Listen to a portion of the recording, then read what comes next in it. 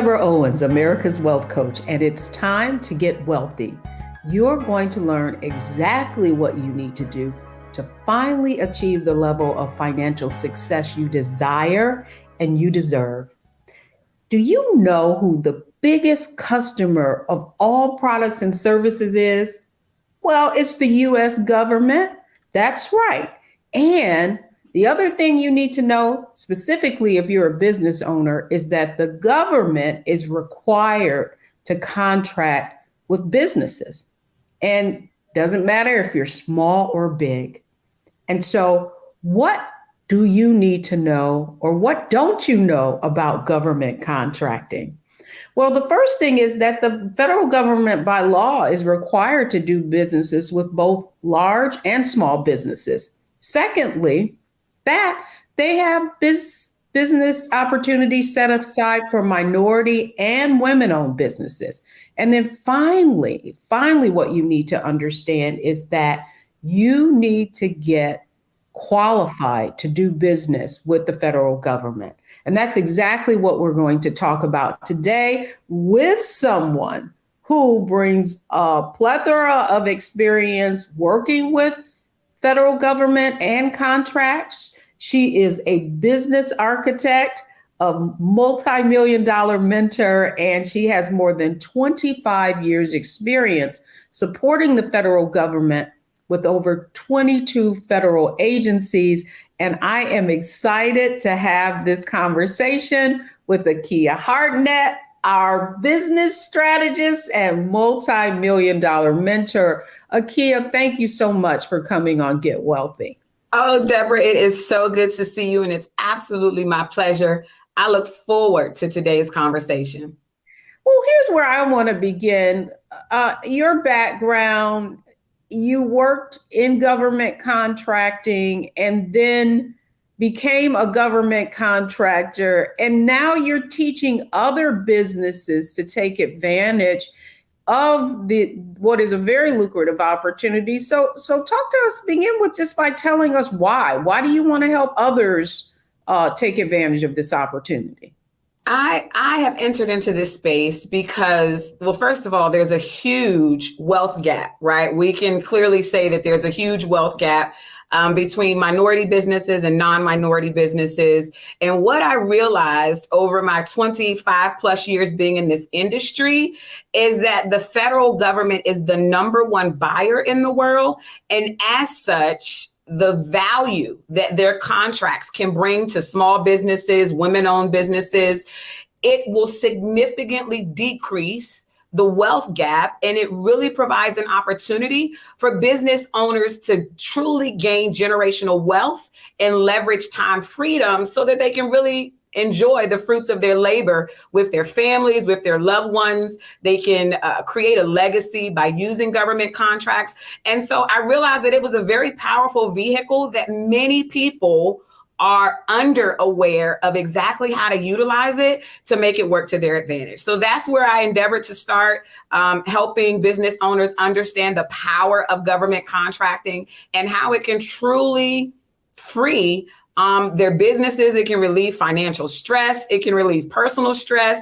So there are so many advantages to working with the federal government. And I endeavored to make sure that I could educate and empower as many people that will hear me talk about how to enter in this space and be successful. Now that's a mouthful, girl. But here's what I know is that for far too many people are standing on the outside looking in. And if you look at that wealth gap, if you will, particularly in terms of revenues, right? And what African-American business owners, the average revenue is $44,000 compared to, 20 times that in other segments or in other demographics. And so that's exactly where I want to start today. On Get Wealthy, we have a framework for financial success, mindset, strategy, and execution. And I really want to put government contracting in the center of that. What does it take to be financially successful in government contracting? So I want to begin with mindset, Because I would say, Akia, myself as a business owner, I found government contracting to be, what do I want to say, sort of overwhelming, because I didn't have anyone to sort of guide me. Yep. And so I want to start with our viewers by you explaining to all of us, because I want to be educated too, is what is the mindset that you need to have dealing with the federal government versus,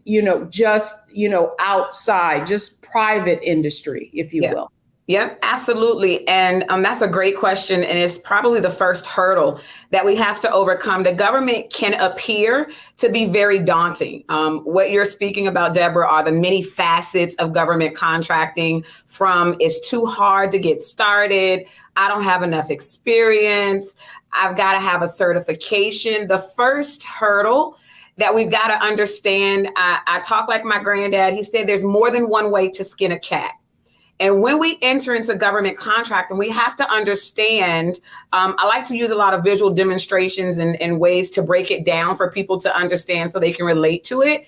You can start in the kiddie pool, and then you can go to a regular size pool, or you can decide you want to go into an Olympic size swimming pool. The point that I'm making is there's multiple layers. There's multiple avenues. The biggest thing that we coach clients and that I would tell people, it starts with strategy. I love the 3 areas that you speak about. But before we even endeavor into mindset, the first question that I ask people is, what is your lifestyle goal and what is your revenue goal? Based on those 2 things, you can then begin to craft the strategy that will mirror that mindset or the place that you then begin to enter the market in the government space. So the first hurdle around mindset is recognizing how much you want to actually use the government.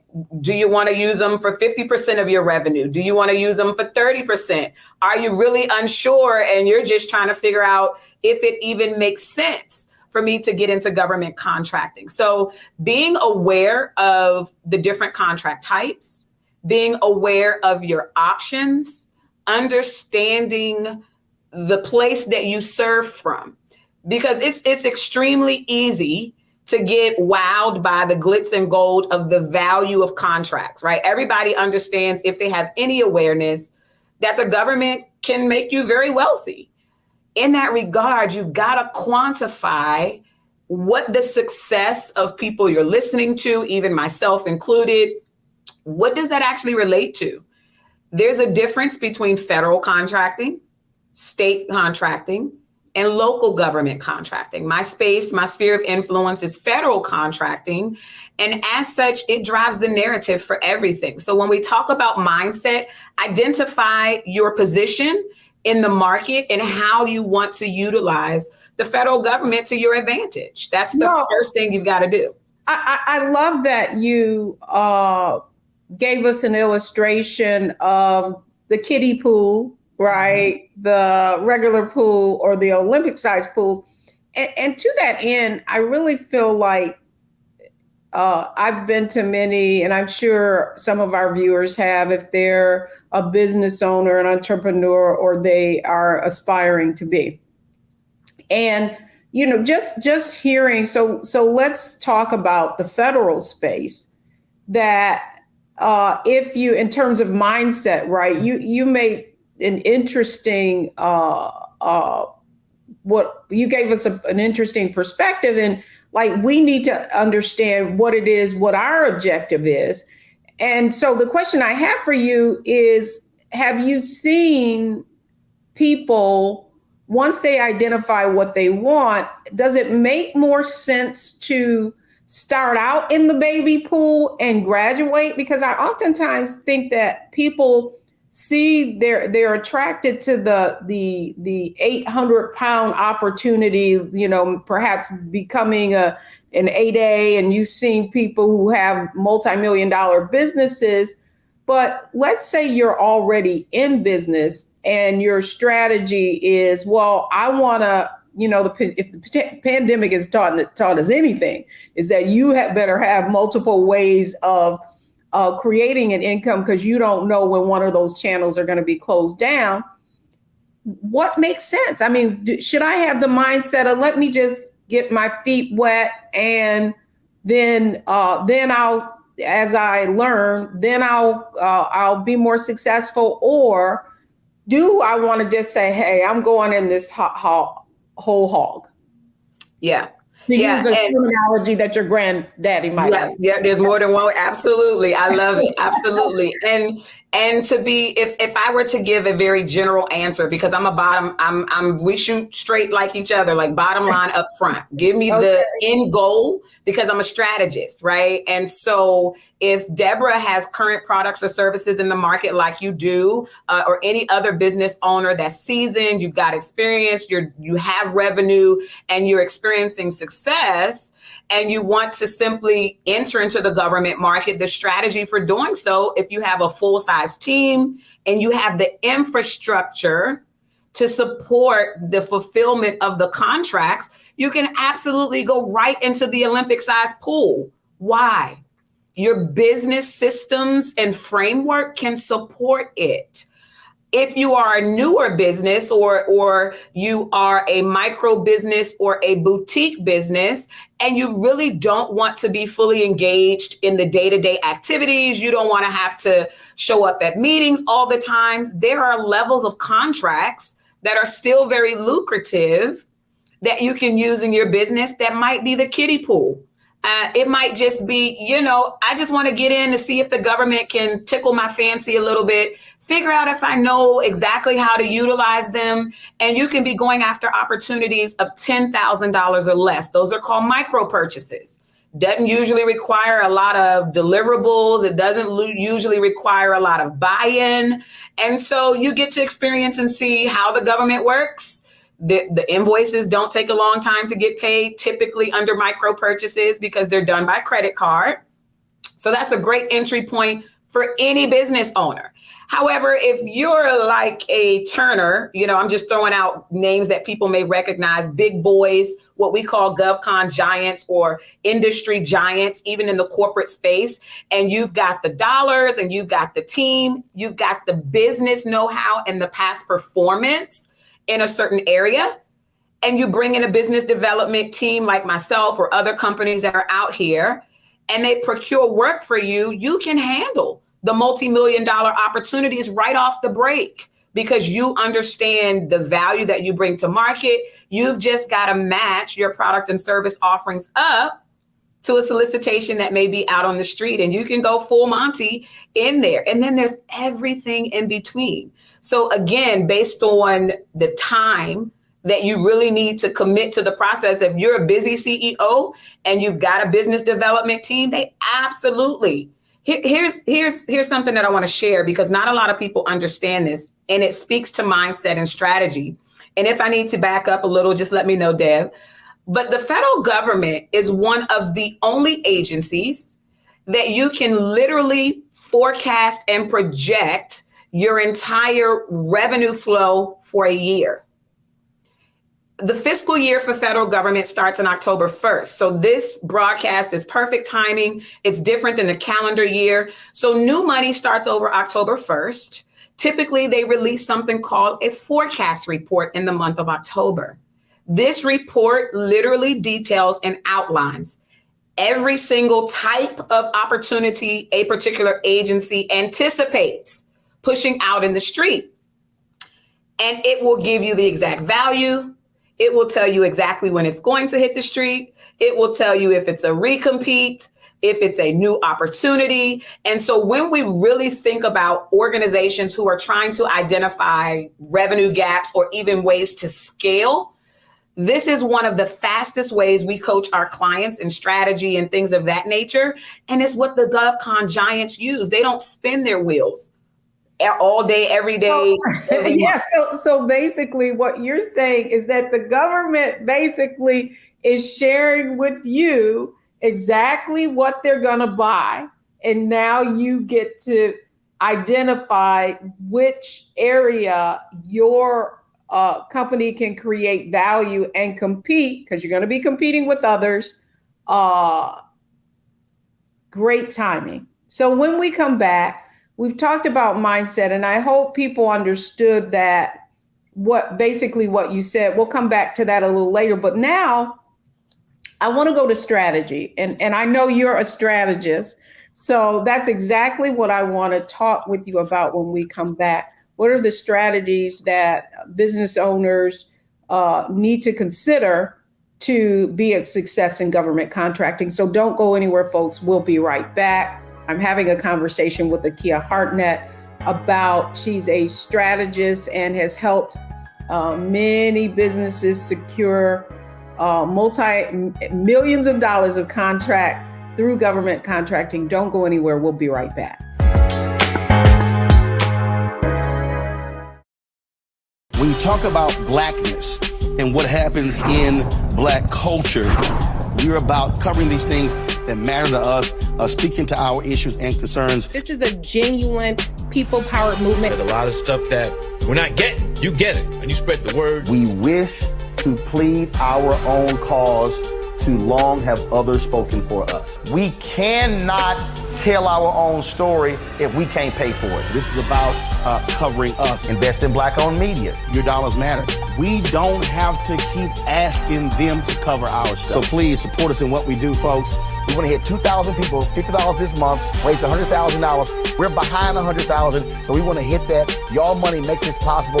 Checks and money orders go to P.O. Box 57196, Washington, D.C. 20037-0196.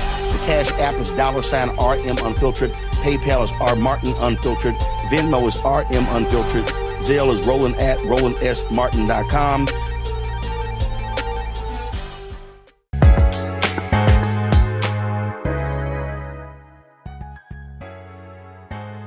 I'm Deborah Owens, America's Wealth Coach. I hope you're enjoying our conversation on Get Wealthy, and we're talking about how to get wealthy through government contracting. And now we're going to talk a little bit about strategy with Akia Hartnett. So Akia, I love the way you broke that down in terms of, the mindset you need to have based on where you are. So I think one step from that, and you're absolutely right, mindset and strategy go together.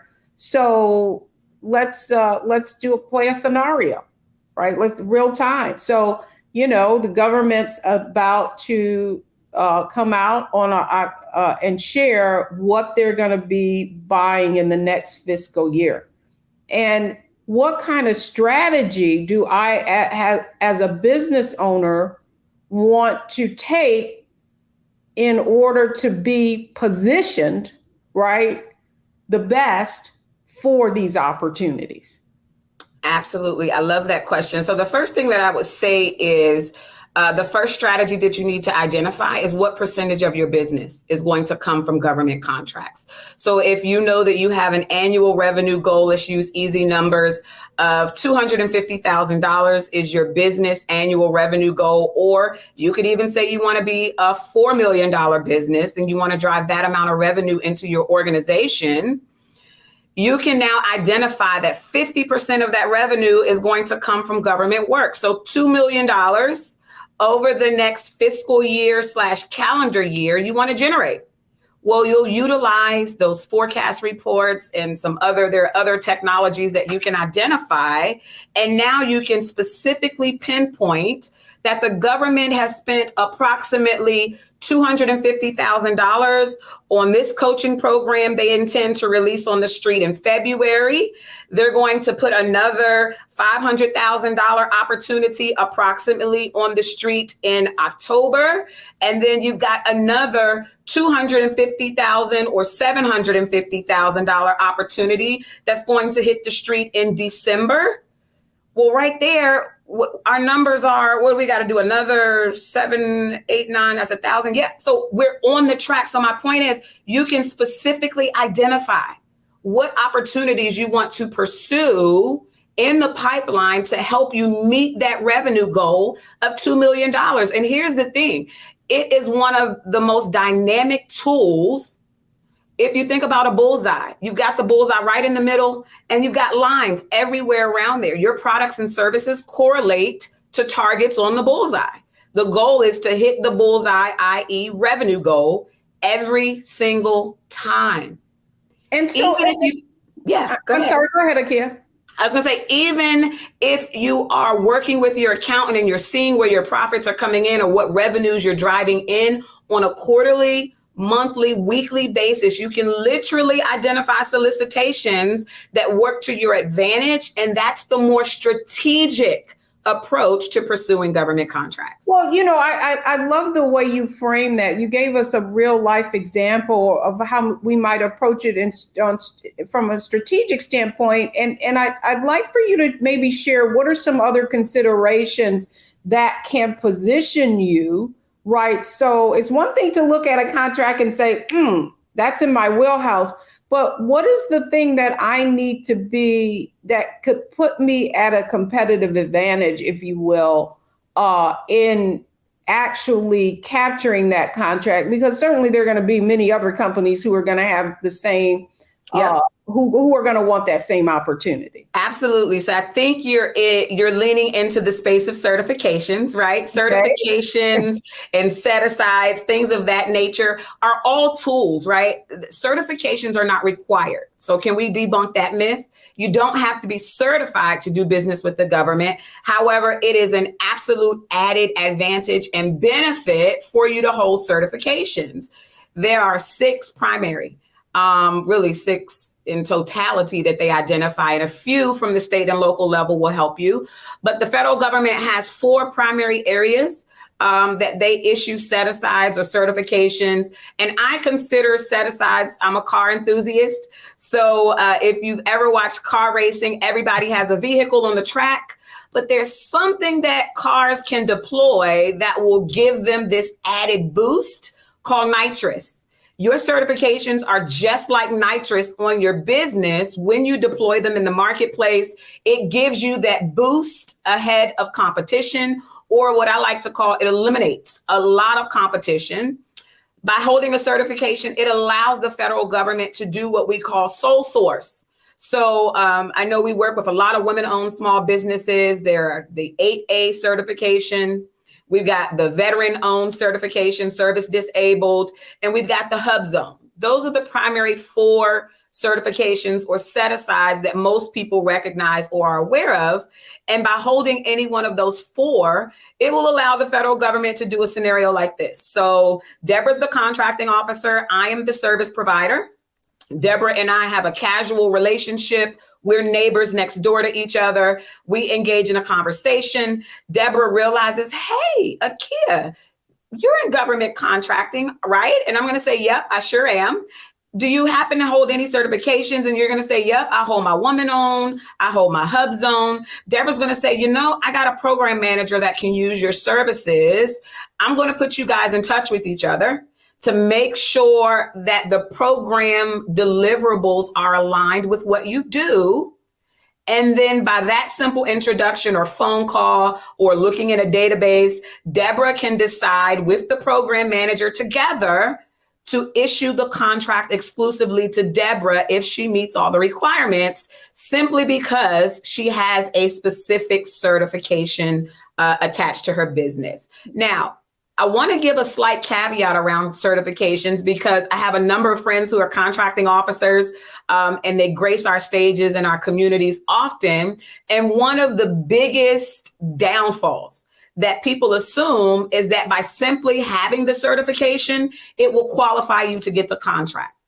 And that is a gross misperception. Simply because you hold a certification, you still got to be able to perform. You've got to deliver on the products and services. You've got to understand the severity of what you're entering into. And the government takes it serious. If they eliminate competition and they exclusively offer you an opportunity, you want to ensure that you deliver well on said contract. Yeah, but I want to take a step back from there, because you said something very interesting. And it was that if that you meet a neighbor, the neighbor is a government contractor, she gives you some insight into this contract coming onto the street. But that to me is the most daunting, right? And that is, how do you connect? Just applying blinding to contracts, whoever the program officer is you don't know them from Adam. Strategically, what do you need to do as a business owner to make that person, to make your face known and your capability known, and to get to meet some of these people in this different agencies that are going to be making the decision? And I would submit to you, strategically, if they know you, have seen you, and know of your past performance, that in itself is a strategy. Absolutely. Absolutely, it is. I'm glad you brought that up. It was, because a lot of people, you mentioned something very interesting around past performance. And I should have probably opened up the section with saying that my strategies are very unique. They're very uncommon and unorthodox, which is why a lot of people are drawn to us. But that being said, we teach you, you don't have to be the subject matter expert. So Deborah Owens, Roland Martin, the next person that's going to grace the stage, you don't have to be the subject matter expert. You've just got to know the subject matter experts. So the first answer, when we're talking about how you meet someone, how do you engage in that introduction? The federal government has a lot of events that fly under the radar. People who are new to market, you're not running Facebook ads necessarily. You're not running Instagram ads. You should have a LinkedIn presence, right? That's where most B2B and B2G opportunities are going to exist for you. But even outside of social media, government contracting is still very much brick and mortar. It's still very much antiquated, old school sales processes. So you've got to get out, even in this post-COVID environment. They have marketing events known as industry days. They have small business expos. They have matchmaking events. They have, the list goes on with about 6 to 7 different type of key events that the federal government holds.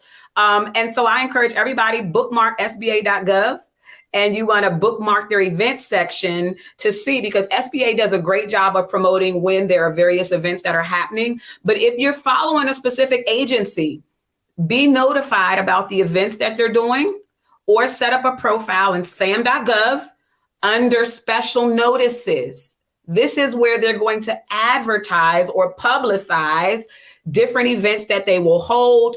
And it is a great invitation for you to come out virtually or in person and talk about what you do well. Listen, if you're not your biggest cheerleader, hire someone who is great at marketing and sales and interfacing with these government individuals. So that's what I would say around marketing and how you kind of get out and meet people. But can I tell you, when I first stepped out into the government space on my own, with my own government contracting firm, I didn't have a government contracting mentor. And so one of the ways that I was able to leverage other people's time and talent to cover or to fill that past performance void. The very first contract, one of the very first contracts that I ever won was for food service. I've never run a restaurant. I hold no at that time, I held no certifications. I had no degrees, no culinary experience. So I didn't have the past performance that would have ordinarily followed that particular solicitation. But because I understood the power of how I had been trained, how I've worked since 17 in government contracting spaces, you hire for your weaknesses and threats to success.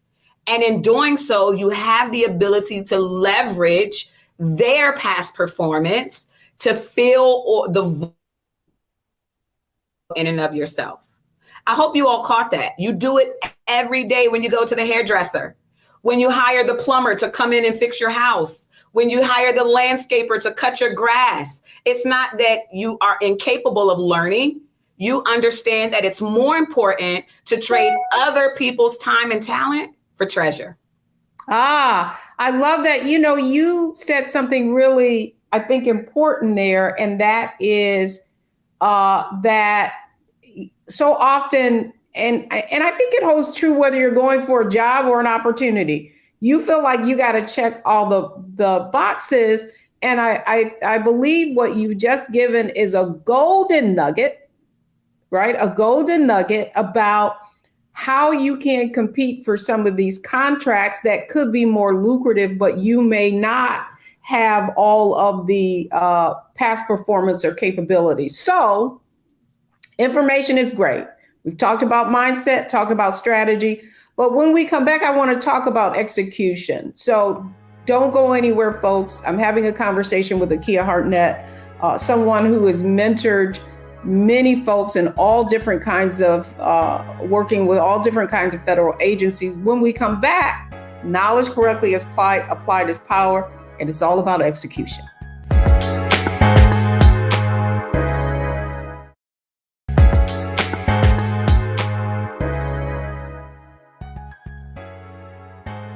Welcome, everyone. I'm Deborah Owens, America's Wealth Coach, and we're talking about getting wealthy. And today we're talking about getting wealthy through government contracts. My guest today, if you will, is Akia Hartnett, and she's sharing with us exactly what we need to do in order to compete in government contracts so we can get wealthy. So Akia, we talked about mindset, we talked about strategy. But I now it's about execution. And I broached this as in the beginning when we talked about mindset, and you gave us some, we have to decide, what's our objective, right? How are we going to approach this? So now we're at execution. You gave us some great insight on how to register on SBA.gov. Learn about some of the different activities and events that are going on so that we can get more visible.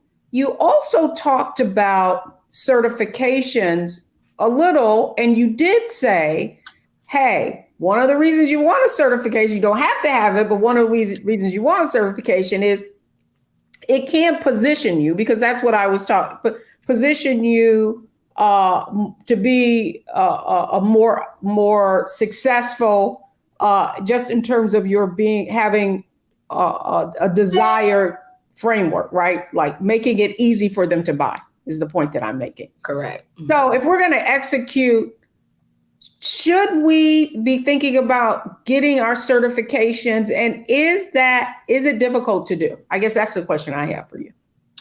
Certifications are not difficult to do at all. As a matter of fact, I tell people, unless it's just for the reasons you don't want to do it yourself, try to do it yourself, because, you can pay yourself to fail. So when you do pay someone to complete your certifications, make sure it comes with 100% money back guarantee. Otherwise, do it yourself until you're tired of it, because it's just an administrative process. So it's not difficult to do. You got to check boxes for them. They're verifying many different components. What I will say about the certifications, make sure in all of the certifications, you have to be 51% owner of the businesses. In one particular certification, you cannot list or be listed on more than one business. So if you're a multipreneur, if you have multiple business endeavors and you are trying to pursue your 8A, you are going to have to make a decision, right? Government contracts, life in general is about decisions, but you'll have to decide which strategy is best for you. So to answer your question, it's not difficult. It can be a little bit of a lengthy process depending on how much back and forth you've got to do. But if you've got your tax documents in order, if you can demonstrate your level of responsibility in your businesses, if you can respond in a timely manner to their inquiries, then typically anywhere, if you know somebody on the inside, it can get done sooner than 3 months, but typically anywhere between 3 to 6 months. It just depends on which certification you're pursuing and how busy the government agencies are. No, that's great advice. And I think the other aspect of it that I found daunting was actually applying for these contracts. So just like getting your certifications, applying for the contracts and trying to get and to be able to successfully get a contract awarded, that can be quite daunting, right? And I can remember partnering on a contract with a large agency. And it was just like, oh my goodness, I felt like I was doing a business plan. So in that regard, what advice would you give around applying for these contracts? Do you need assistance, or is this something you feel like someone should be able to figure out on their own? But I do know there's a lot of different nomenclature. And if you don't have the key words that they're looking for, they're going to know that you don't understand how to work in the federal government. Yeah, great question. So the biggest thing you're talking or speaking about is the learning curve, right? Again, understanding what the government is asking for, understanding how to demonstrate that you're the best candidate for the job. I want to address there are a few things that, for example, there's a statistic out, and it had been trending for quite a while, that Black businesses or minority-owned businesses don't have the advantage, or small business opportunities are not prevalent, and the government is partial. Can I say that that is not 100% accurate, right? And what I mean by that is the opportunities are out here for us to pursue. They can't keep us. They have to make it available for all. The biggest issue is you understanding the strategy that best fits your business framework, and that will give you the advantage to winning. I tell people in this business, we don't teach you how to compete with the big boys, because their pockets are deeper. They've been in it longer. They have the bandwidth to basically outbid you. So you don't want to compete with the big boys. Your job is to learn how to compete like the big boys. There are certain types of contracts that are exclusive to, air quotes, small business owners, that they will never see the light of day for big business, and they can still be lucrative for you. So just like there are opportunities for, air quotes, big business, there are equal opportunities that have the ability for small businesses for you to generate large amounts of wealth. But more than that, it's a fair shot at actually winning. The only time you don't really win is if you don't try. The more you practice, the more you engage with responding to solicitations, the more you bring in a company that has the awareness and can cut your learning curve, the faster you get results. So when you ask me, go ahead. No, go ahead. Finish that. I was going to say, when you ask, is it easy for someone to come in and kind of do on their own? If you've got the time commitment, government contracting is generally about the long game of money.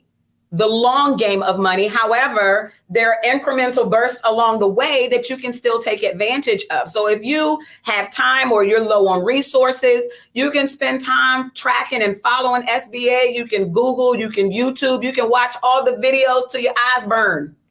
If you do not understand how to execute the information that they are giving you based on your desires, it is a moot point. All right. So when you want to get in, go ahead, Deborah. And that's the point, Akia. It's like, I do feel, man, were you in my head? Were you around when I was going through my government contracting struggles? Well, it is true. It's daunting, but you said something that's really important that I wish I had done sooner. And that is about collaboration. So it's not just about competing, it's about collaborating. And I think the biggest nugget you just gave there, and I hope folks are listening, particularly entrepreneurs, business owners who are trying to figure out how to make it happen and execute, that it may be something as simple as you identifying an opportunity and then seeing that someone else who's already playing in government contracting has performance in that area, making them aware and say, hey, would you partner with me? I'll take this aspect of it. And I know you've already got that competency, that could accelerate your ability to execute on an opportunity. Absolutely. We just had the great resignation. They said, what was it? 4 million people resigned and entered the marketplace. People have gotten away from COVID did a complete reset on everything. And I think what it did was it shook people to the point where they no longer were interested in being hired for just the dollar. Things needed to mean something to them, that to the point where 4 million people were willing to walk away from a job if it meant they got to spend more time with their families, if it meant they got to do something of value and they weren't just a human machine that showed up, put out work, and I didn't really contribute to something meaningful. So my point is, in the government space, you have the ability to breathe life into people. You have the ability to transfer generational knowledge, transfer generational wealth, give people a feeling of hope. When you can begin to mirror, here is the biggest thing you want to do in pursuing contracts. Mirror what the agency needs. We've been taught in non-government space, so in B2B and e-commerce and consumers, we've been taught to look for our ideal avatar. Use marketing language that would attract them to us. And when you do, then it's easier for you to sell because they can know, like, and trust you. Well, the government has given it to you on the flip. The government has told you everything, the who, what, when, where, and why. It is not rocket science for you to figure out where you can get in and become lucrative. Your job is to mirror that you are the answer to this world's economy. You can come up with 3-ply masks in the middle of a pandemic as a stay-at-home mom. That's a seamstress. You can be, hear me, a homeschool teacher with a homeschool curriculum that you're selling to homeschool moms for $10 and $20, which is grossly underpriced. And you can now put this product into the government agencies, into all of the school systems as a supplemental education plan, especially for private schools and public schools that nurture a relationship with homeschool communities. And the government will pay you to do it. You have simply got to own your brilliance. Stand in who you completely are, be fully persuaded and convicted that if you're not the person to get the job done, you know someone. And you are willing to take full accountability and responsibility for not only the contractual obligation, but the social obligation that the product and service you have created will render a change for the end user. Now, Akia, you sound like you just sold me. I don't know what you're selling, but I'm buying it. Listen, people need money, and the government is dishing it out. I told the government doesn't have a savings account. They are the only business that is not worried about savings. When a recession hits, they do what? They print more money. How many stimulus checks did they give out? Stimulate the economy. And I do think, though, what I love about this conversation, and I hope our audience is getting, you're not saying think out of the box as you are thinking in the box, right? And the box in this case, and that's what I meant by that mindset shift.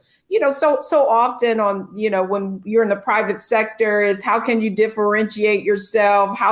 Whereas in this box, it's about how can you match what you already do to their needs, right? So this truly is needs-based selling. You don't have to, they told you what they want, tell them you can give it to them, and then, on to the next step. So when we come back, it's our Analyze, Optimize, Maximize segment, where think of it as a lightning round, Akia, where we're going to take all of the nuggets that you dropped throughout this program and really show our viewers what they need to act on now. So don't go anywhere, folks. We'll be right back. We've been talking with Akia Hartnett about government contracting is what her company does and the reason she's so knowledgeable. So don't go anywhere. We'll be right back.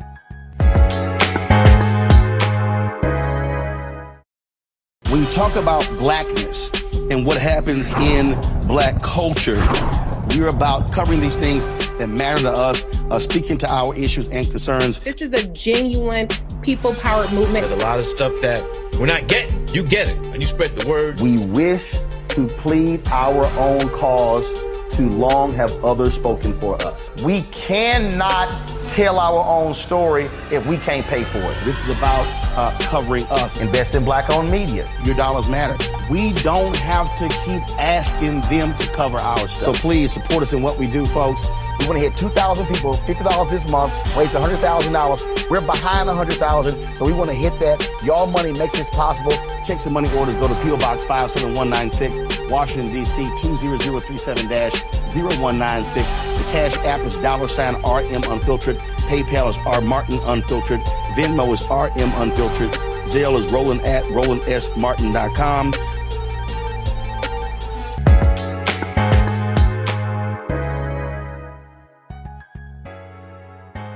I'm Deborah Owens, America's Wealth Coach, and we've been talking about getting wealthy through government contracting. And we've covered a lot of ground today, but now it's time for our Analyze, Optimize, Maximize segment. And Akia is gonna show us exactly what we need to do to take all of this information that we've discussed and really take action on it. So Akia, thanks so much for all of the nuggets you've dropped. But now I want our viewers to be able to look at this from the standpoint of, all right, I know I've been thinking about taking advantage of it. I knew I should be taking advantage of government contracting. I love what she says. So what is the one thing that you have seen with your own clients as you've analyzed? What's the one thing they have, the ones that get further the fastest have in common, if you were to analyze their performance? They already have a product or service currently in market that is producing revenue. So the point is that you don't necessarily want to just go through and see, oh, this contract is lucrative. The easiest path to cash really is taking what you already done and now marketing it to the government. Absolutely. That for our clients, that is the fastest path to success. But if it is someone that does not, we have clients that have success with zero business acumen, no products or services. And if they trust the strategy, they get results. We've got a young lady, government assistance to government contracts. She literally was on government assistance when she came to us, and in less than a year, she has been winning multiple government contracts, and it has changed the trajectory of her family. So for me, we're a little different. We can work with, it's industry agnostic, right?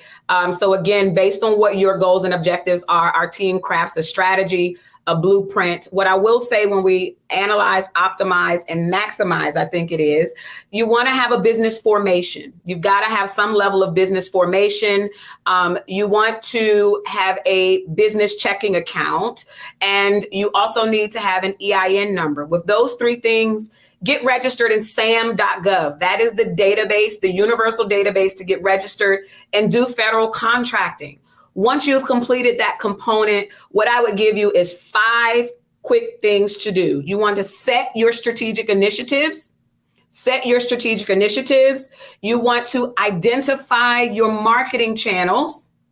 The third thing is, what is the sales strategy that will correspond with the different types of contracts you're interested in? And then business partnership. Who do I need to possibly partner with? Whether that's a business to business, or I simply go out and hire my own employees, it's still business partnership. And then the last component, once you've got those 4, now you can add the nitrous to the machine and take off for business expansion. I love that. So you really covered the optimize aspect. So analyze, if you've already got business doing, the people that get further faster have already have that competency. Maximize, you talked about the 5 things there. Optimize, you talked about the 5 things there, but I want to talk about maximizing because I do feel like so often the reason that people get stuck, right? Like they'll follow all of the suggestions that you did, and then they're afraid of hearing no. They're afraid of doing all the work and then not getting the solicitation. You said something that I thought was so appropriate, and that is that this is the long money game. And so to that end, if I'm a maximize on this, how should I be prepared? How many of these contracts should I go after? You know what I'm saying? Like, what is the mindset that I need to have to keep going? Not just so that I don't get, I don't feel defeated because I didn't get something and then I just leave things the way they are. Absolutely. So there's a couple, I'll hone in on one quick strategy. We call it the 4X or 5X model. And so for if we use easy numbers, $100,000 is your revenue goal. You want to have written or responded to $400,000 worth of opportunities in order to hit that 100,000. These are just basic fundamental metrics that we use in the GovCon space. Some coaches will tell you 5X. So submit 5 times the value of what it is you desire to win, because you got to consider things like competition and things of that nature. So use the 4X or 5X model. The next thing that I would tell people that many people don't understand is have the proper mix of contracts. Guys, there are at least 4 different types of contracts that are available to you. Each of them are mandated or run differently. Each of them drop different amounts of money into your business.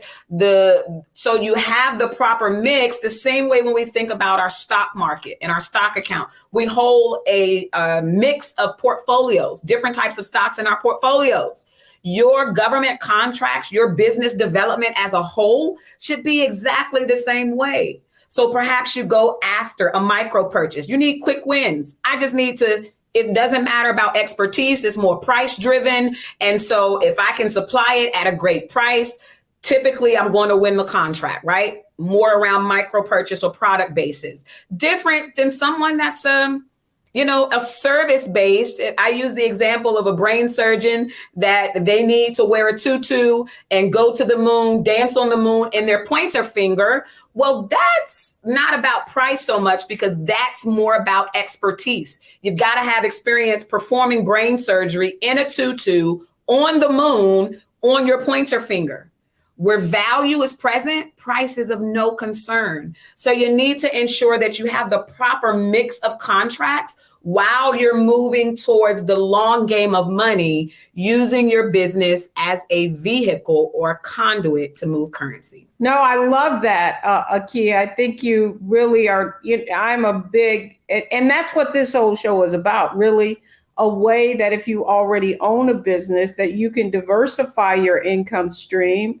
Government contract has so many other benefits. You know what that cash flow is going to be, depending if it's a multiple year contract. You have reoccurring revenue coming in. You can plan for staffing. There's so many benefits, and the key is diversification. And with the economy being so volatile, that's another reason you want a government contract. So getting back to diversifying, if it were, the government would be like a bond, because you know what the value of it's going to be, but if you're in business, it's always like the stock market. It can go up and down. Yep. Akia, this has been such a great conversation. And as I knew you would, give us the real 411 and knowledge about a very lucrative opportunity. Can you share with our viewers how they can contact you, your website, to learn more about what you're doing in the government contracting space? Absolutely, Deborah. Thank you again for having us. And so for all who are viewing, you can follow us over on Instagram at ThinkGovCon. Our website is governmentcontracteducation.com. Governmentcontracteducation.com. We're on all the social media platforms. We have a Facebook group. Our YouTube channel is coming, so stay tuned. But those are the ways that you can primarily contact us. Governmentcontracteducation.com. Excellent. Well, Akia, thank you so much for helping us get wealthy through government contracting. When we come back, folks, I'm going to share with you the 3 things you need to know from today's show.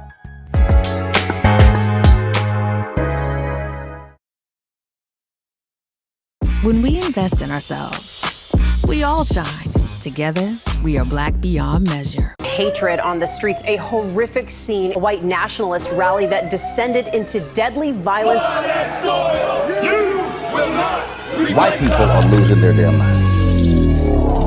It's angry pro-Trump mob stormed the U.S. Capitol. We've seen shootings. We're about to see the rise of what I call white minority resistance. We have seen white folks in this country who simply cannot tolerate black folks voting. I think what we're seeing is the inevitable result of violent denial. This is part of American history. Every time that people of color have made progress, whether real or symbolic, there has been what Carol Anderson at Emory University calls white rage as a backlash. This is the rise of the Proud Boys and the Boogaloo Boys. America, there's going to be more of this. Here's all the Proud Boys, guys. This country is getting increasingly racist in its behaviors and its attitudes because of the fear of white people. The fear that they're taking our jobs, they're taking our resources, they're taking our women. This is white fear.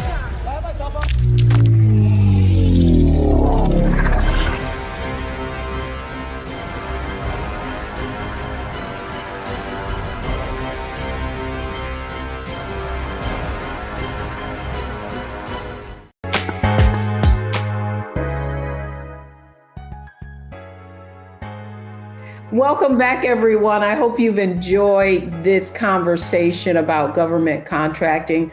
But here's what I want you to take away from today's show. First thing is, do your homework. You've certainly gotten a lot of knowledge from our guest today, but now you need to take action and go to those websites that she mentioned. The second thing is, one of the ways that you can really position yourself and get further faster is by collaborating, finding a mentor or partnering with others. And then finally, as our guest said, it's a marathon, not a sprint. So understand that you're playing the long money game if you want to win.